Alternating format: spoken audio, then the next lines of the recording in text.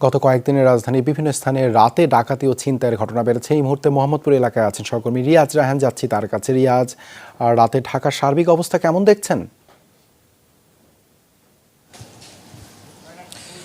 দেবাশিস, আসলে পরিবর্তিত পরিস্থিতি, এবং এই যে পরিস্থিতি সেই পরিস্থিতি কয়েকটি প্রজন্ম আসলে দেখেনি, যেই কারণে এই যে একটি শূন্যতা তৈরি হয়েছে। অর্থাৎ শুধু ঢাকা নয়, বাংলাদেশের বিভিন্ন জায়গায় থানাগুলো ইনএক্টিভ রয়েছে, অর্থাৎ থানাগুলোতে কোনো ধরনের কার্যক্রম পরিচালিত হচ্ছে না, বা পুলিশ নেই, আইনশৃঙ্খলা বাহিনী নেই। সেই কারণে যে অপরাধী চক্র যারা রয়েছে তারা সক্রিয় হয়েছে এবং বিভিন্ন জায়গায় ডাকাতির চেষ্টা করেছে, অনেক জায়গায় ডাকাতির ঘটনাও ঘটেছে। আমি এখন যেখানে রয়েছি মোহাম্মদপুর, এখানে বেশ কয়েকটি হাউজিং সোসাইটি রয়েছে, সেখানে তারা দলবদ্ধভাবে তাদের যে কার্যক্রম, অর্থাৎ তাদের যে এলাকা রয়েছে এলাকাতে শান্তিপূর্ণ অবস্থা বজায় রাখা, বা যাতে কোনো ধরনের দুর্বৃত্ত বা ডাকাত বা ছিনতাইকারী কেউ প্রবেশ করতে না পারে, সেই জন্য তারা পাহারা দিচ্ছেন এবং দল বেঁধে পাহারা দিচ্ছেন।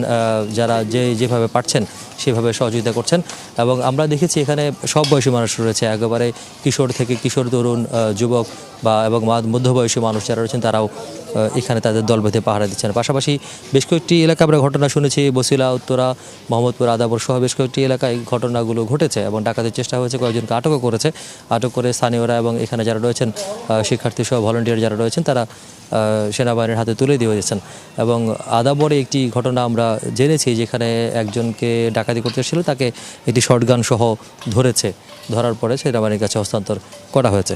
তো শুধু পুরুষ বা তরুণরা নয়, পাশাপাশি নারীরাও এখানে এসছেন এবং যারা রয়েছেন তারা একসাথে কাঁধে কাঁধ মিলিয়ে এলাকাকে শান্ত করা বা নিরাপদ রাখার যে কাজটি, সেই কাজটি করে যাচ্ছেন। তবে তাদের কাছে তাদের একটি দাবি রয়েছে বা তাদের একটি চাওয়া রয়েছে, সেটি হচ্ছে যত দ্রুত সম্ভব যে আইনশৃঙ্খলার যে পরিস্থিতি সেটি উন্নতি করা, এবং থানাগুলো যে অকার্যকর অবস্থায় পড়ে রয়েছে, বা থানার যে পুলিশ যেভাবে কর্মবিরতি বলেন বা যেভাবেই হোক, পুলিশ যেহেতু একেবারেই শহর ছেড়ে আলাদা রয়েছে বা তারা কার্যক্রম পরিচালনা করছে না, সেটি যাতে খুব দ্রুত সম্ভব তৈরি করা হয়, যাতে আইনশৃঙ্খলা পরিস্থিতি আবার স্বাভাবিক অবস্থায় ফিরে আসে। তবে সেটির জন্য রাজারবাগ পুলিশ লাইনে পুলিশের মহাপরিদর্শক, নতুন নিয়োগকৃত মহাপরিদর্শক, তিনি দফায় দফায় মিটিং করেছেন, সভা করেছেন তাদের সাথে।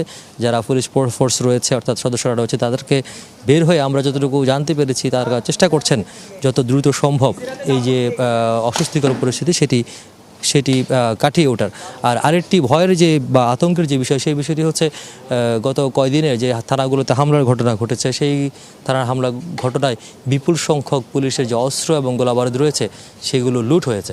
এবং এই যে লুটকৃত অস্ত্র এবং গোলাবারুদ, সেইগুলো যদি উদ্ধার করা না যায় খুব সহসায়, তাহলে আসলে পরিস্থিতি কোন দিকে যাবে বা কী হবে সেটি আঁচ করা যাবে। রিয়াজ, ধন্যবাদ আপনাকে।